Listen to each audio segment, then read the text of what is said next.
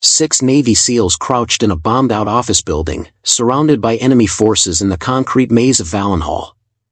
Their extraction point was compromised. Standard air support would flatten city blocks full of innocent civilians. Command had one word: impossible.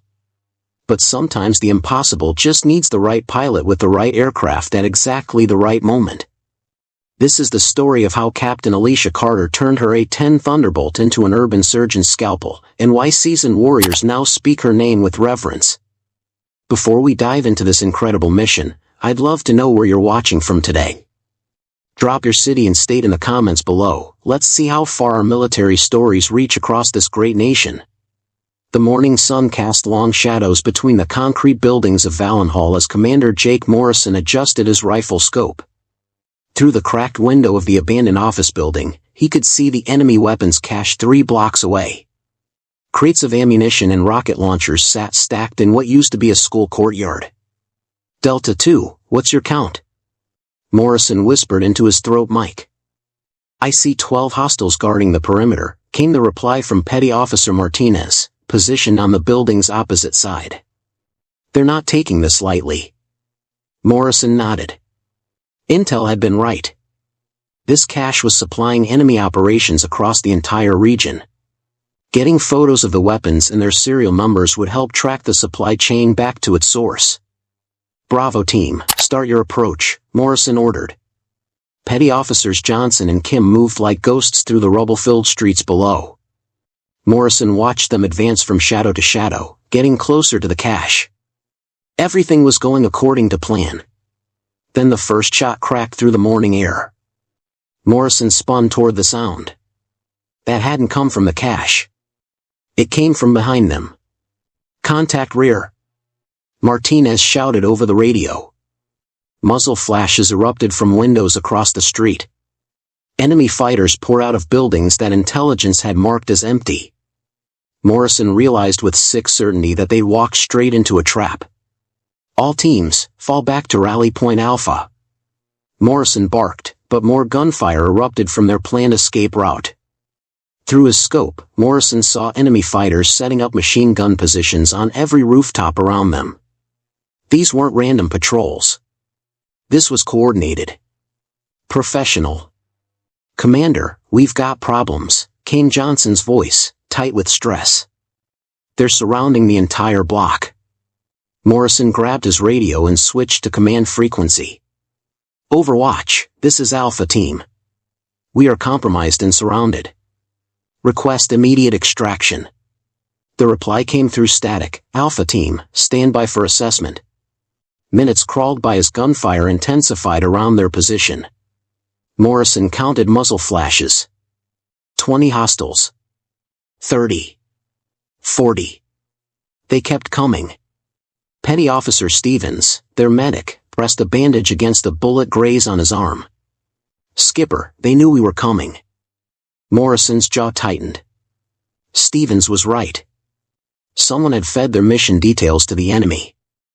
Alpha Team, this is Overwatch, the radio crackled. Negative on immediate extraction. Enemy air defenses are active in your sector. What about close air support? Morrison asked. Negative. Too many civilians in adjacent buildings. Collateral damage would be unacceptable. Morrison looked around at his team. Martinez was firing controlled bursts from the eastern window. Johnson and Kim had made it back, but both were low on ammunition. Stevens was patching up Williams, who'd taken shrapnel in the leg. How many civilians? Morrison asked into the radio. Estimated 200 plus in surrounding residential buildings, came the reply. Families that couldn't evacuate in time. Through the window, Morrison could see children's toys scattered in the courtyard of a nearby apartment complex. Laundry still hung from balconies. These people had nowhere to go when the fighting started. Commander, Martinez called out, they're moving heavy weapons into position. I count at least 3 machine gun teams setting up in the plaza. Morrison grabbed his binoculars and scanned the area. Enemy fighters were establishing interlocking fields of fire. They weren't just surrounding the building, they were turning it into a kill zone. Overwatch, We need options. My team won't last another hour. Stand by, Alpha Team. The radio went quiet except for static. Morrison watched enemy forces continue to pour into the area. They had RPGs now. Heavy machine guns. Even what looked like a mortar team setting up in the distance. Williams tried to sit up, his face pale from blood loss. Skip, how bad is it? Morrison met his eyes. Williams had been with him for 3 tours. The kid deserved honesty. It's bad, Williams. Real bad. Martinez fired another controlled burst. Ammunition report. I'm down to 2 magazines. Same here, Johnson replied. Morrison did the math in his head. At their current rate of fire, they had maybe 20 minutes of ammunition left. After that, they'd be fighting with whatever weapons they could strip from the enemy. Overwatch, Alpha Team. We need immediate assistance. Any assistance? Alpha Team, we're exploring all options. Maintain your position. Morrison almost laughed at that. Maintain position. Like they had a choice. He moved to the window and looked up at the narrow slice of sky visible between the buildings. Somewhere up there, pilots were calculating approach angles and blast radii.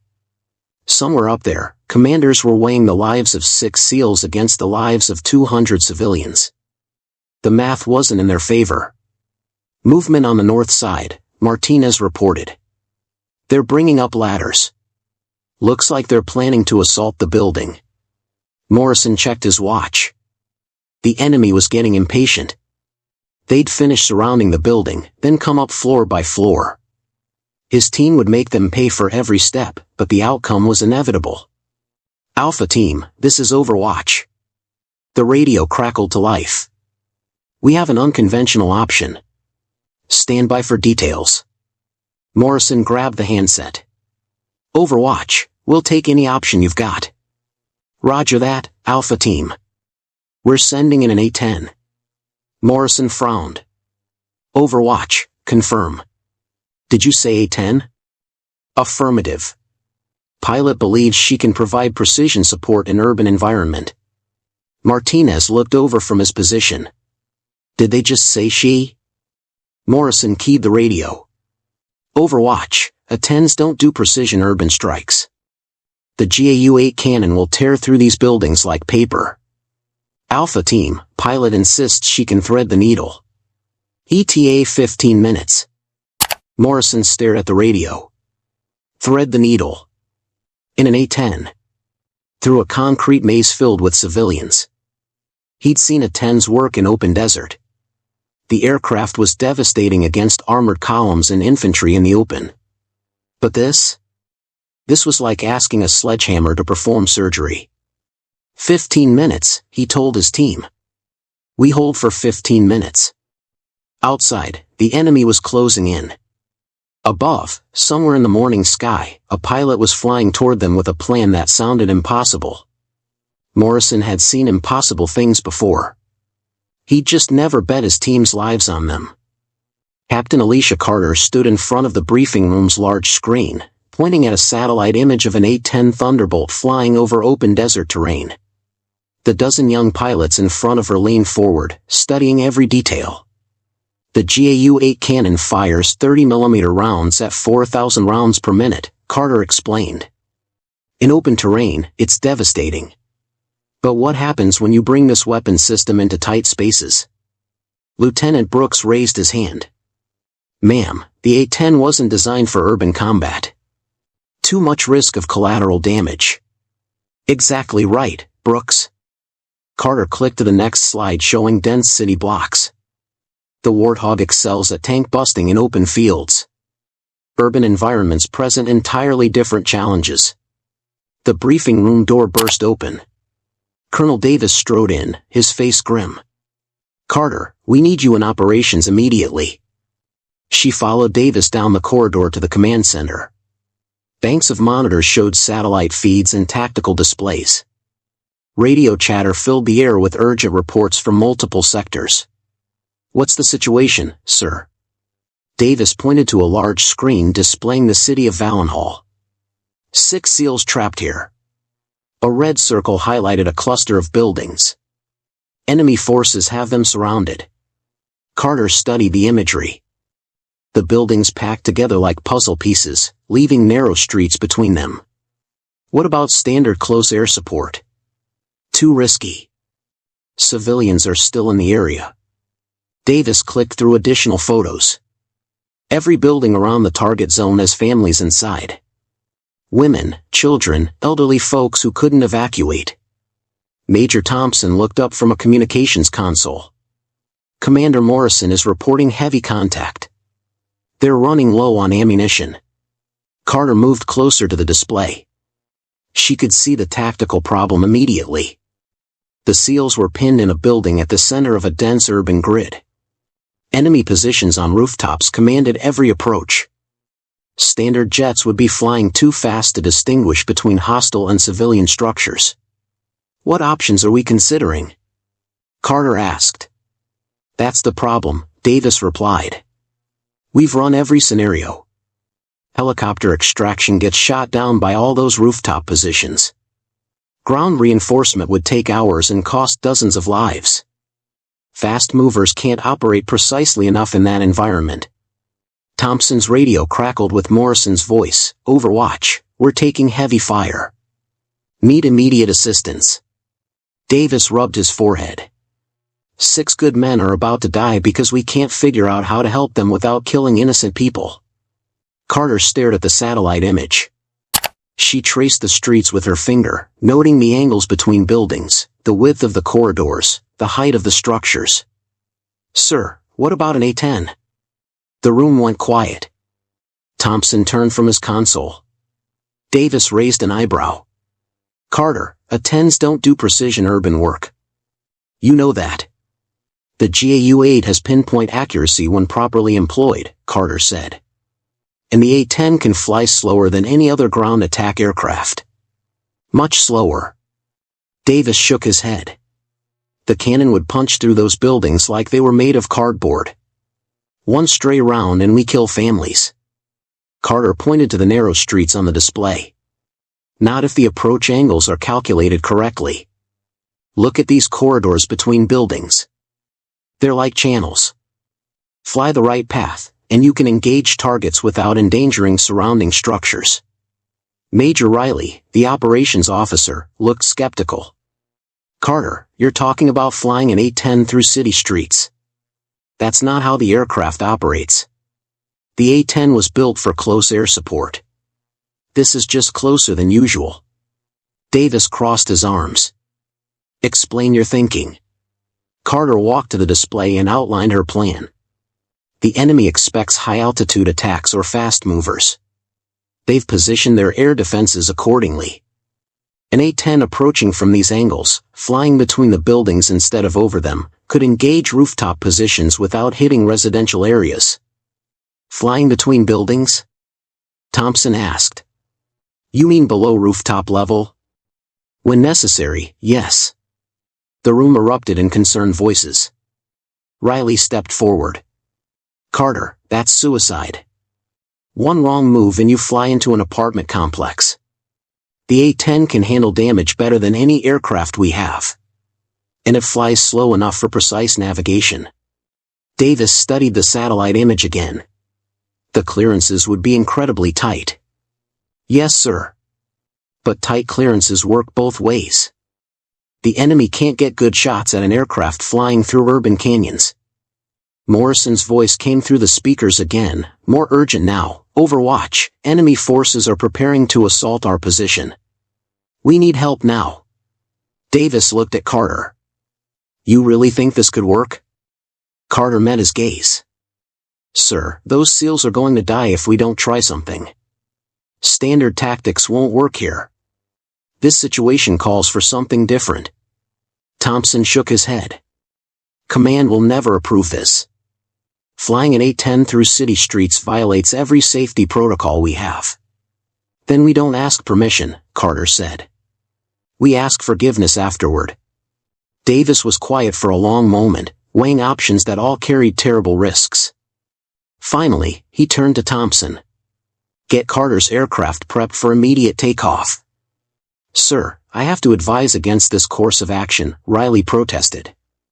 Noted, Major. But those are our people down there. Carter was already moving toward the door. I'll need the most current satellite imagery loaded into my navigation system. And get me direct communication with the SEAL team.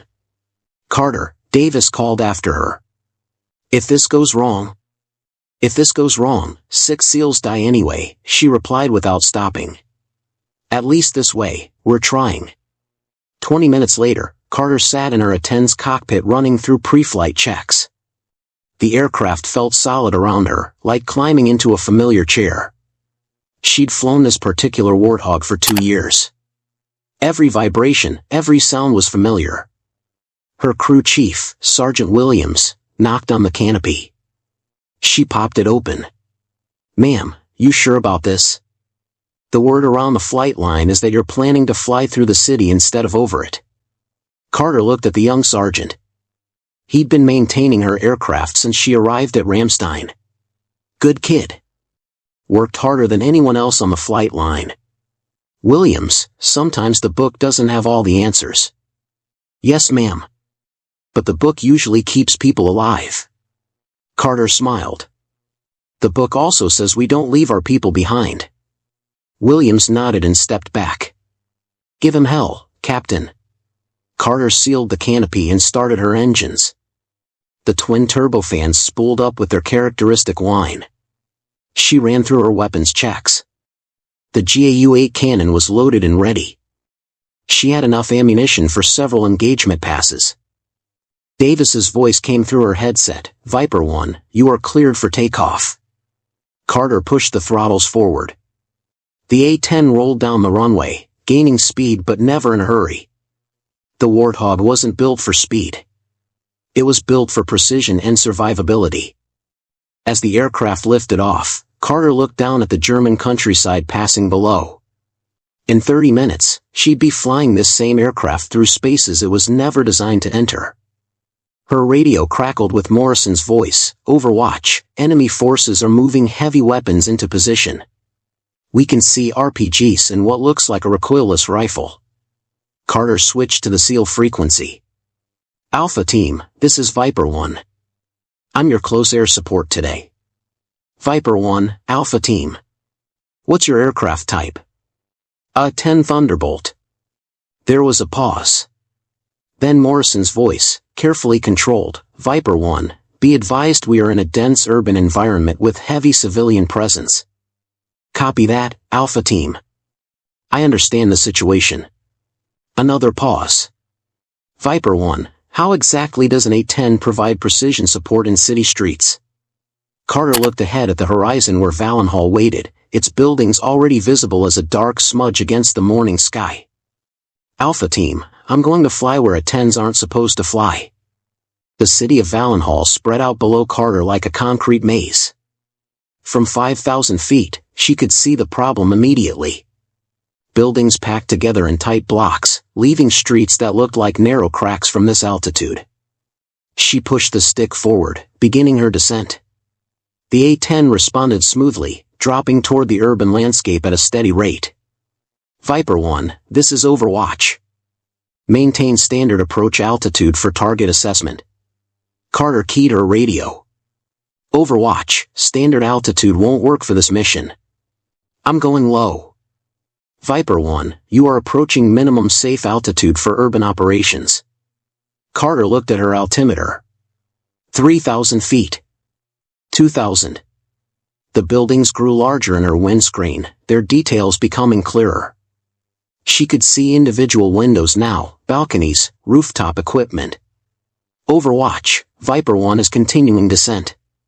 Her radio crackled with Davis's voice. Carter, what the hell are you doing? My job, sir. At 1,000 feet, Carter could see people on the streets.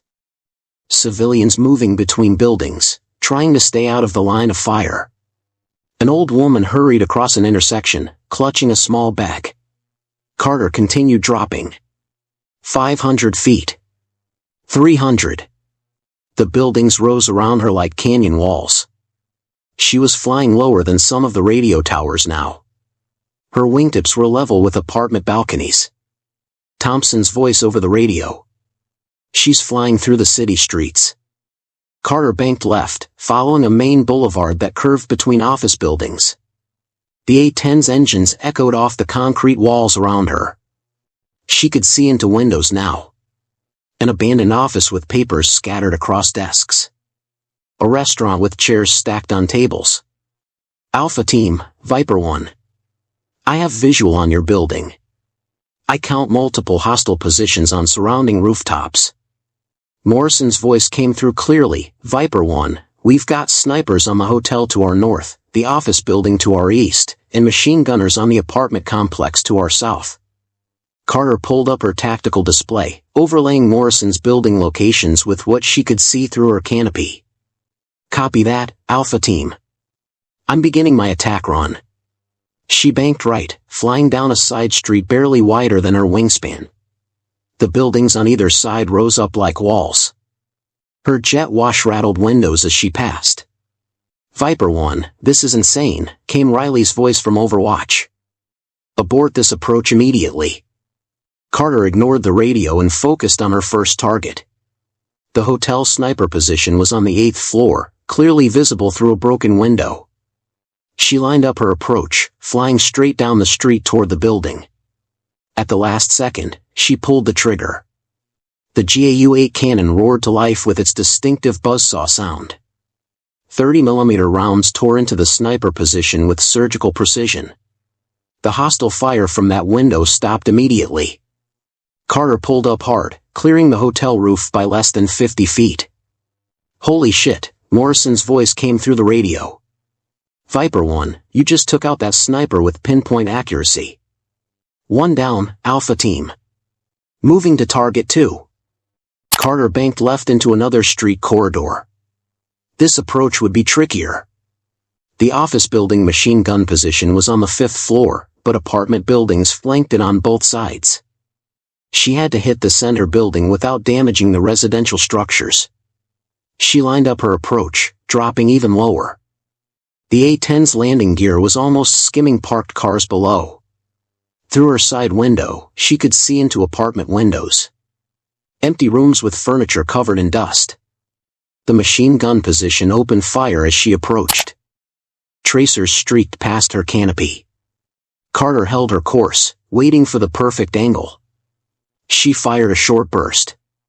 The cannon rounds punched through the office building's facade, eliminating the machine gun team. Glass and concrete debris showered into the street, but the apartment buildings on either side remained untouched. 2 down, Carter reported, pulling up between a pair of radio towers.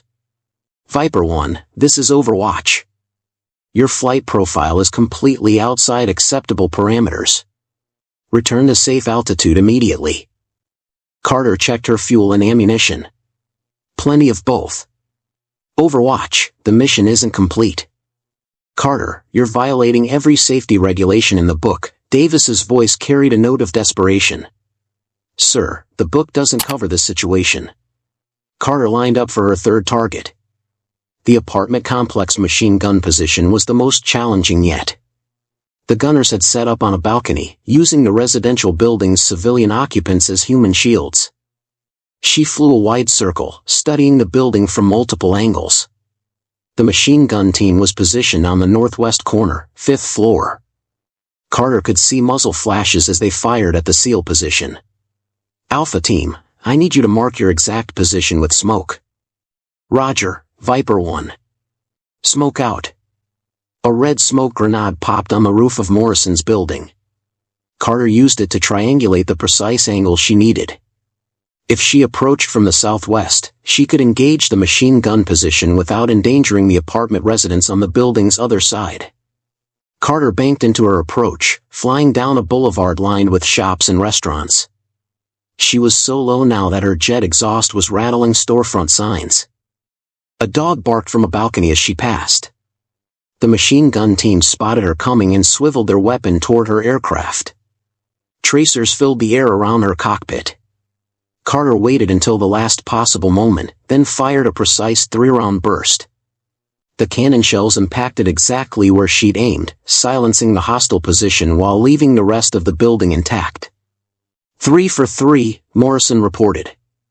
Viper 1, that was the most precise shooting I've ever seen. Carter pulled up and circled back toward the SEAL position.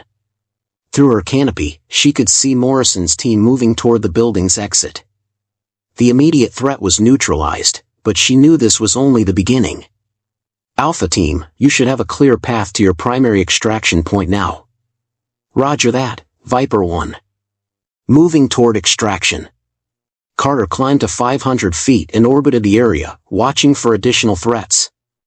The streets below were quiet except for Morrison's team moving through the shadows. Then her radio erupted with activity. Alpha Team, abort extraction. Thompson's voice was urgent. Enemy reinforcements approaching your position. Heavy armor detected. Carter looked through her scope toward the extraction point. 2 tanks were rolling down the main avenue, their guns traversing toward Morrison's building. Behind them, she counted at least 20 enemy fighters on foot. Overwatch, Viper 1. I have visual on the armor. 2 main battle tanks plus infantry support. Morrison's voice came through, tight with frustration. Viper 1, we're 50 meters from extraction when these bastards showed up. Carter watched the tanks position themselves between buildings, creating a perfect choke point. The extraction helicopters couldn't land with that kind of firepower controlling the landing zone. Alpha Team, fall back to your building. Stay put until I figure this out. Roger, Viper 1. But we're running low on everything over here. Carter studied the tank positions through her targeting system. They'd chosen their spots well. The tanks were protected by buildings on 3 sides, making traditional attack runs impossible. Standard anti-tank missiles would cause massive collateral damage in the tight urban space. Overwatch, Viper 1. I need a detailed analysis of the extraction zone. Send me everything you have on those tank positions. Stand by, Viper 1. Carter continued her orbit, thinking through options. The tanks had effectively sealed off the only area large enough for helicopter extraction. Without removing that armor, Morrison's team would remain trapped. She looked at her fuel gauge. Still plenty of time to find a solution. If there was one. Carter studied the tank positions through her targeting pod. The enemy commanders weren't fools. They'd positioned the armor in a natural choke point where 3 streets converged, creating perfect interlocking fields of fire. Any helicopter attempting to land would be destroyed before touching down. Overwatch, Viper 1. I need those tank positions eliminated for successful extraction. Davis's voice came through her headset. Viper 1, negative on missile engagement. Too much risk to surrounding buildings. Carter looked at the residential structures flanking the tanks. Families were still inside those apartments. She could see laundry hanging from balconies, children's bicycles on fire escapes. Copy, Overwatch. I'll use the cannon. Carter, cannon fire on main battle tanks? That's not going to penetrate their armor. Don't need to penetrate, sir. Just need to disable. Carter banked toward the city center, descending even lower. At 200 feet, she was flying level with office building windows. Her engines echoed off the concrete walls, creating a thunderous roar that filled the urban canyons. Viper 1, this is Alpha Team. We're hearing your engines but can't see you. Where are you? Flying the back streets, Alpha Team. Working my way to those tanks. Carter threaded her aircraft between a pair of apartment towers, their facades rushing past her wingtips. She was in the urban maze now, completely surrounded by buildings. No room for error. Her radar warning receiver suddenly came alive with multiple threat indicators. Viper 1, be advised enemy air defenses are active in your area, Thompson reported from Overwatch. Carter could see them now. Surface-to-air missile launchers positioned on rooftops, their operators tracking her movement between the buildings. But they were having trouble getting clean shots. The urban terrain that made her mission dangerous was also protecting her from enemy fire. She banked right into a narrow side street. A missile streaked past her left wing, missing by less than 10 feet. It impacted against an office building behind her, sending glass and debris cascading into the street. That was close, Carter muttered, pulling harder on the stick. Her aircraft shuddered as machine gun fire from a rooftop position raked across her wing. Warning lights illuminated on her instrument panel, but the A-10 kept flying. The Warthog was built to absorb punishment. Viper 1, you're taking fire from multiple positions, Morrison reported. We can see tracers lighting up the sky. Carter spotted the machine gun team that had hit her. They were set up on the roof of a bank building, firing down into the street corridor she was using. She pulled the trigger and sent a short burst of cannon fire into their position. The hostile fire stopped immediately. One down, she reported, banking left to avoid another missile. The urban environment was working both ways now. Enemy positions had good cover, but they also had limited mobility. Carter could use the buildings to mask her approach, attacking from unexpected angles. She flew down a main boulevard, weaving between office towers. More enemy positions opened fire from windows and balconies. Bullets pinged off her armored cockpit. The A-10's titanium bathtub was earning its reputation. Viper 1, your aircraft is taking significant damage, Davis warned. Consider breaking off the attack. Carter checked her systems. Hydraulic pressure was dropping, and she had warning lights across half her instrument panel. But the engines were still running strong, and her flight controls responded normally. Negative, Overwatch. Mission continues. She spotted her next target. Enemy fighters had set up a heavy machine gun in the window of a hotel, using the building's civilian guests as cover. Carter approached from an oblique angle, flying so low that she was actually below the level of some rooftops. The machine gunners opened fire as she approached. Carter could see their muzzle flashes through the hotel window. She waited until she had a perfect angle, then fired a precise burst that took out the weapon position without damaging the rest of the building. How is she doing that? Came Martinez's amazed voice over the seal frequency. I have no idea, Morrison replied.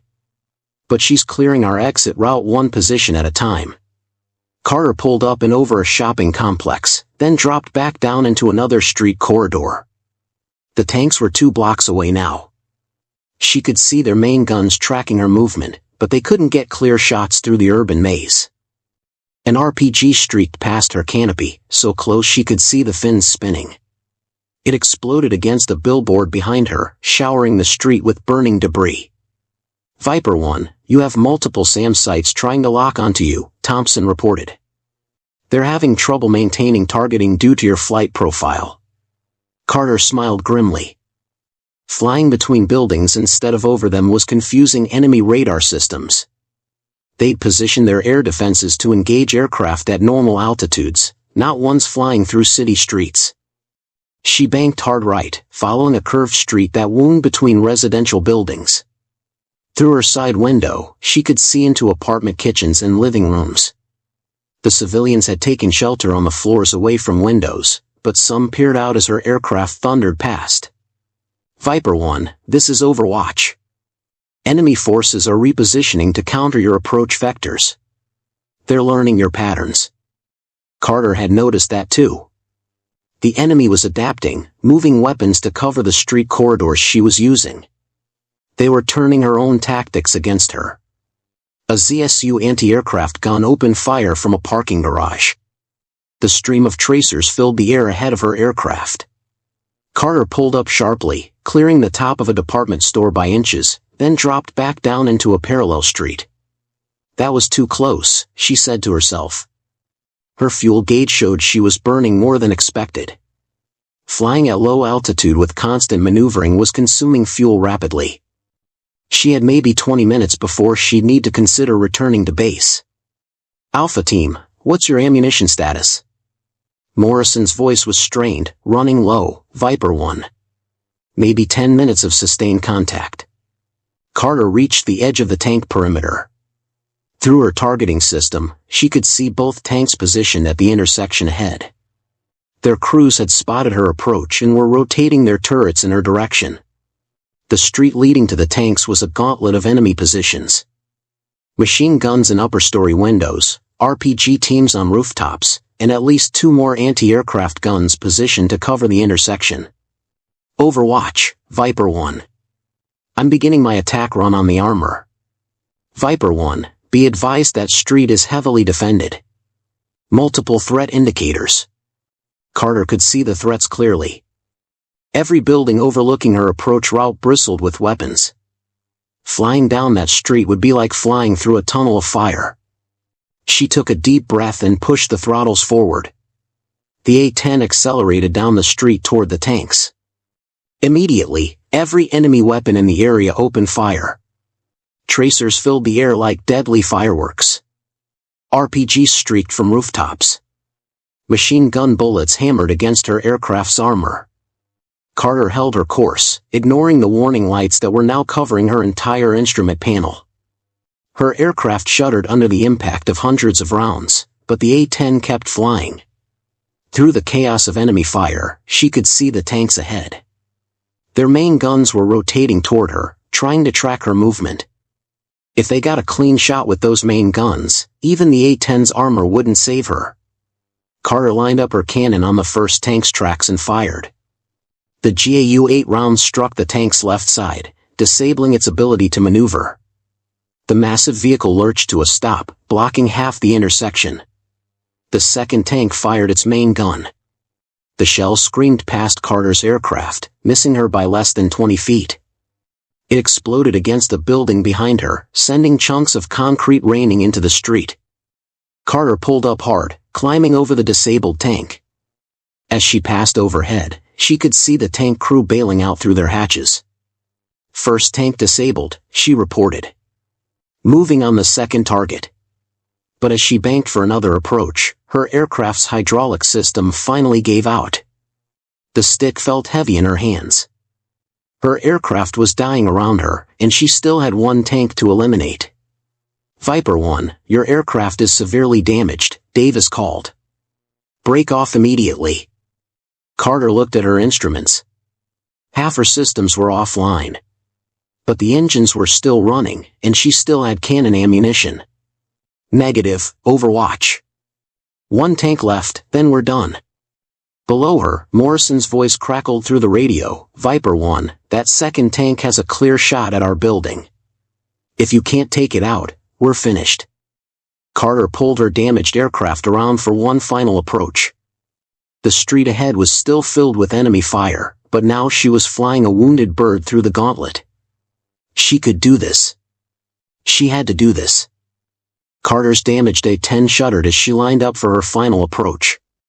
The second tank sat in the intersection like a steel fortress, its main gun tracking her movement. Enemy infantry had taken positions around it, creating a defensive perimeter that bristled with weapons. Viper 1, this is Overwatch. Your hydraulic system is completely failed. You need to return to base immediately. Carter gripped the stick with both hands. Without hydraulics, controlling the aircraft felt like wrestling a stubborn bull. Every input required twice the effort, and the A-10 responded sluggishly to her commands. Overwatch, I still have 1 target to eliminate. Carter, listen to me, Davis's voice carried real concern now. Your aircraft is dying. If you lose control in that urban environment, you'll crash into civilian buildings. Through her canopy, Carter could see the tank's turret rotating toward her. The crew had learned from watching her previous attacks. They were ready this time. Alpha Team, status report. Morrison's voice was grim. Viper 1, that tank has us zeroed. Every time we try to move toward extraction, they put a main gun round through the wall next to us. We're stuck. Carter pulled up her tactical display, overlaying the tank's position with the surrounding buildings. The enemy had chosen their spot perfectly. The tank sat at the center of a wide intersection, giving it clear fields of fire down 4 different streets. Apartment buildings rose on all sides, filled with civilian families.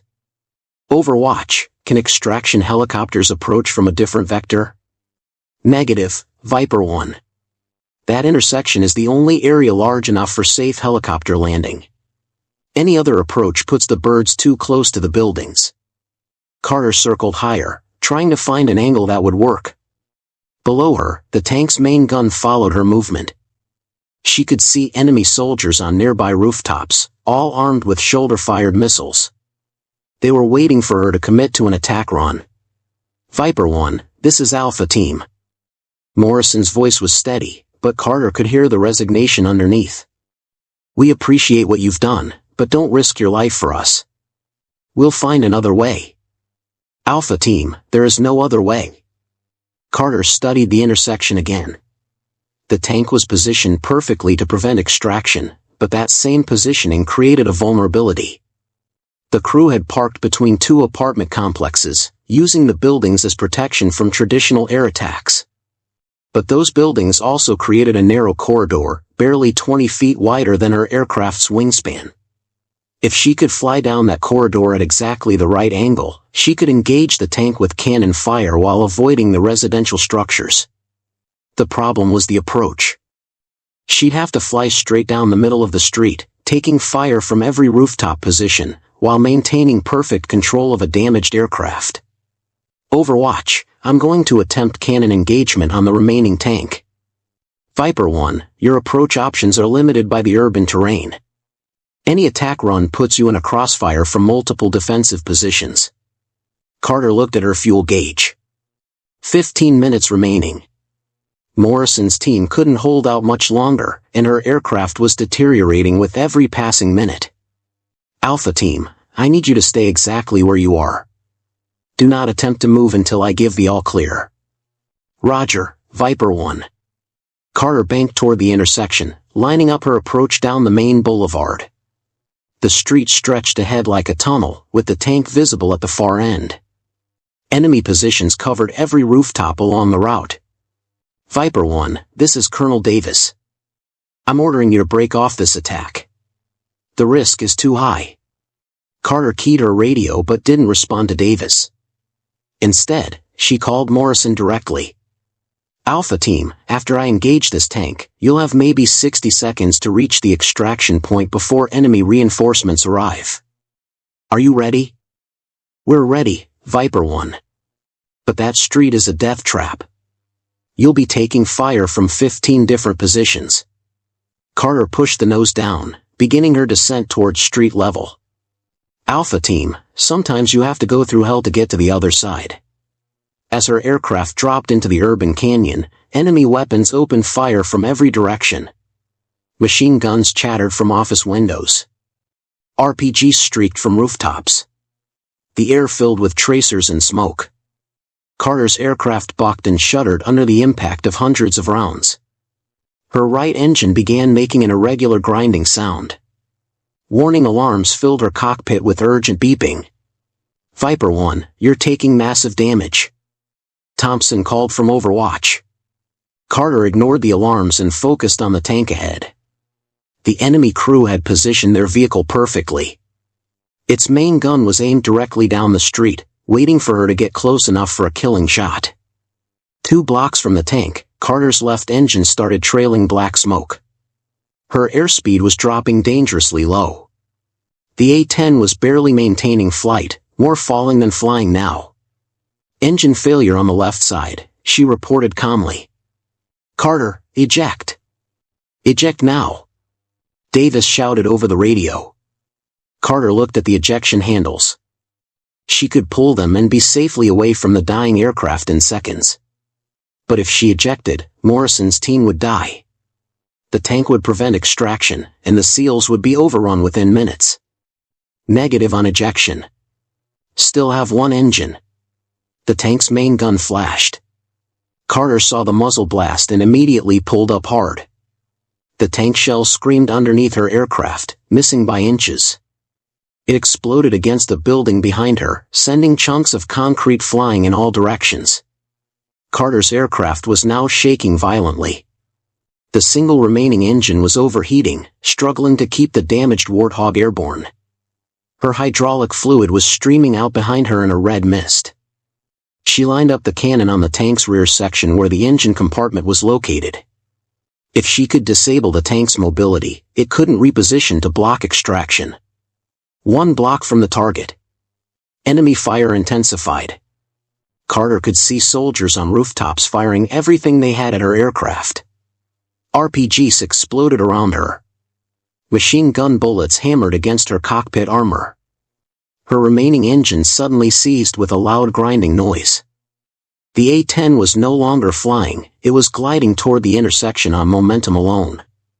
Engine failure on the right side, Carter reported. I'm going in dead stick. Carter, you can't attack without engines. Riley shouted. Carter lined up her shot. The tank filled her targeting display. She could see the enemy crew frantically trying to reload their main gun. They knew she was coming, but they couldn't stop her now. Alpha Team, 30 seconds to extraction window. Roger, Viper 1. We're moving. Carter's aircraft dropped towards street level. She was committed now. No power, no hydraulics, no second chances. Just momentum carrying her toward the target at 150 miles per hour. The tank's commander apparently decided not to wait for his main gun. Enemy soldiers around the intersection opened fire with everything they had. Carter's windscreen cracked under the impact of heavy machine gun fire. She pulled the trigger. The GAU-8 cannon fired its final burst, sending 30mm rounds into the tank's engine compartment. The armor-piercing shells punched through the rear plating, and secondary explosions erupted from the vehicle as fuel and ammunition cooked off.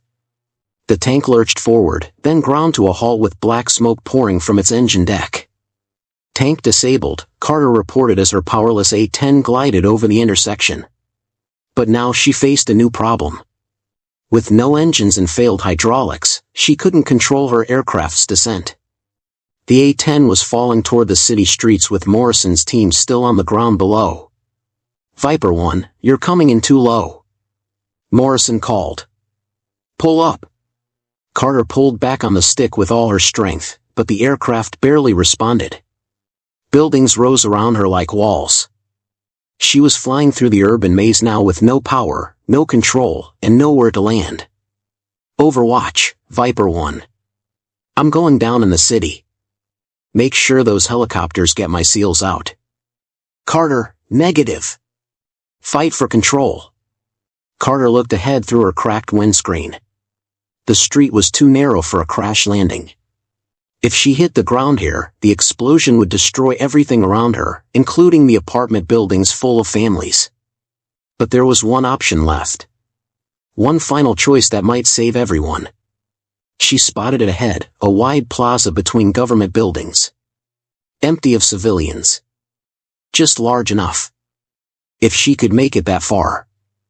Carter's powerless A-10 glided through the urban canyon toward the plaza. Without engines, she had no thrust to control her descent rate. The aircraft was essentially a 30,000-pound glider dropping toward the city streets. She pulled back on the stick, trying to stretch her glide as far as possible.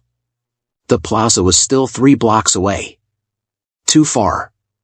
Viper 1, impact in 60 seconds, Thompson's voice was tight over the radio.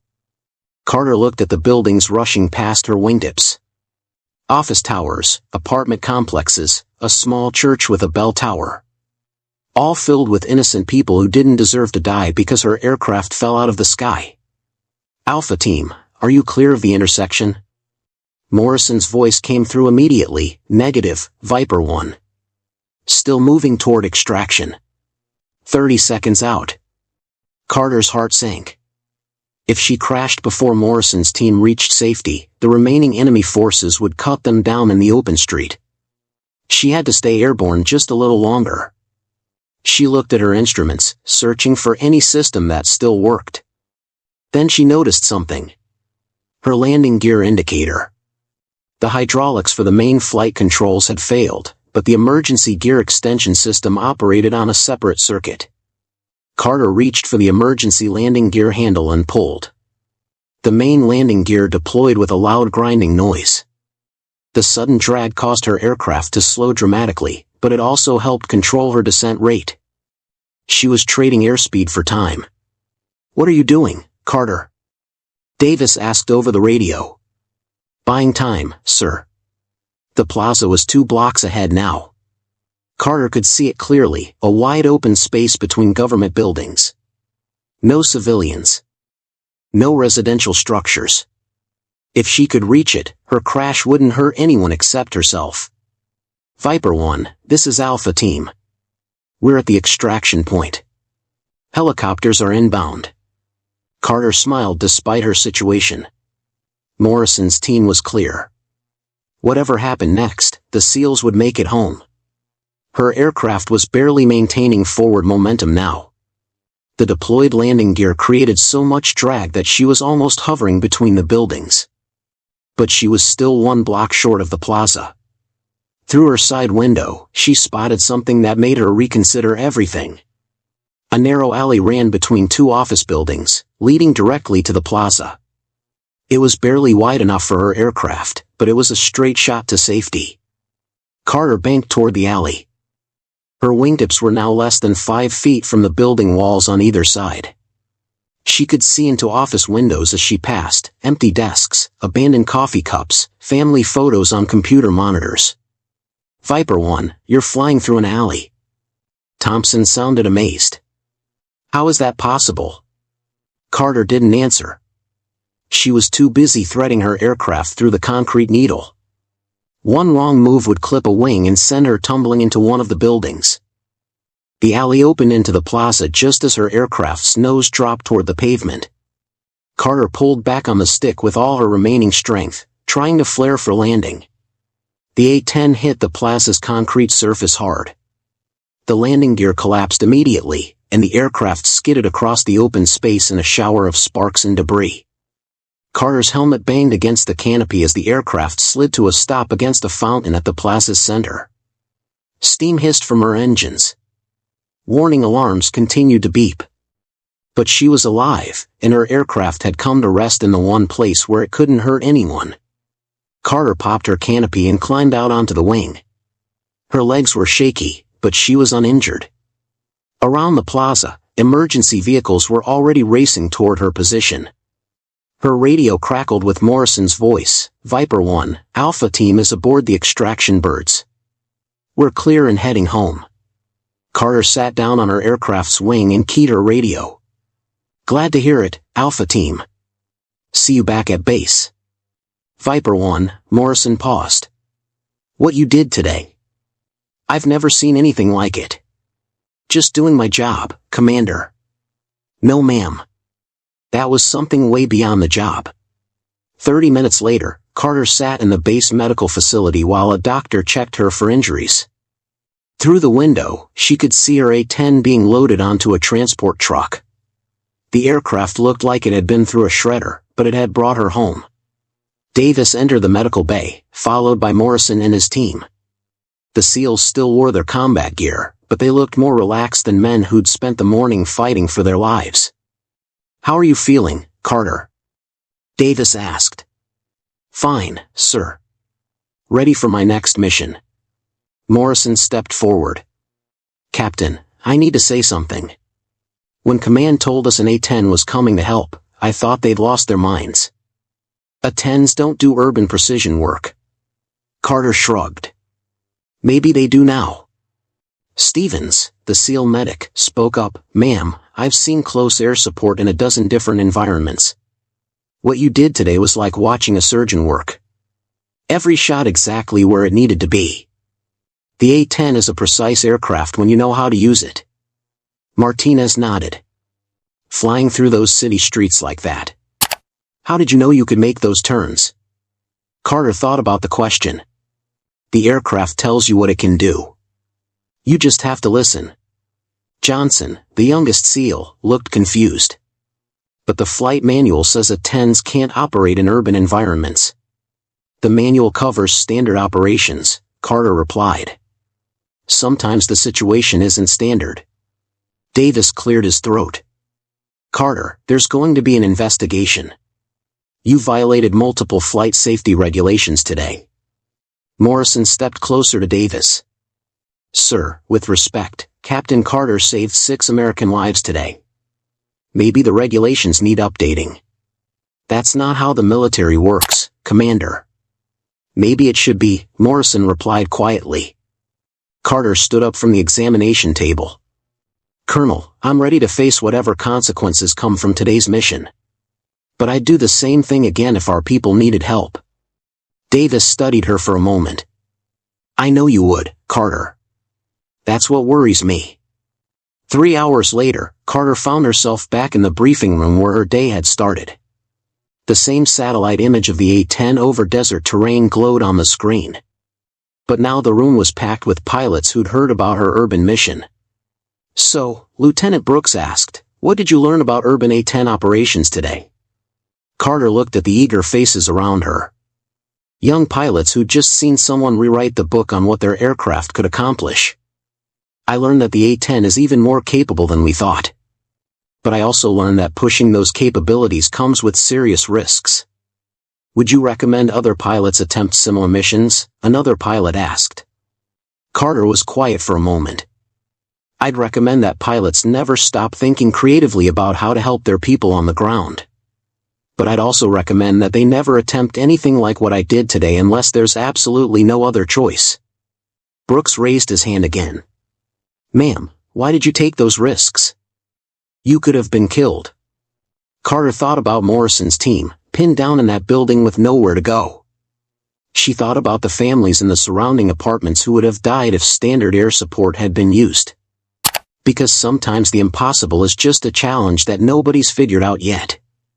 That evening, Carter sat in the base dining facility, eating dinner alone. She preferred the quiet after intense missions. Time to decompress and process what had happened. Morrison approached her table and sat down across from her. Mind if I join you, Captain? Not at all, Commander. Morrison was quiet for a moment, stirring his coffee. I called my wife this afternoon. Told her about today. What did you say? I told her I met someone who redefined what courage looks like. Carter looked up from her meal. Commander, you and your team were the ones showing courage. I was just providing taxi service. Morrison smiled. Captain, I've been in combat for 15 years. I know the difference between taxi service and what you did today. They sat in comfortable silence, two warriors who'd shared something extraordinary. Outside the dining facility windows, aircraft continued their routine operations. But Carter knew that after today, some operations might not be quite so routine anymore. Tomorrow, there would be debriefings and investigations and probably some uncomfortable conversations with senior officers. But tonight, 6 SEALs were going home to their families because someone had decided that impossible was just another word for untested. Carter finished her dinner and looked out at the flight line where A-10 sat ready for their next missions.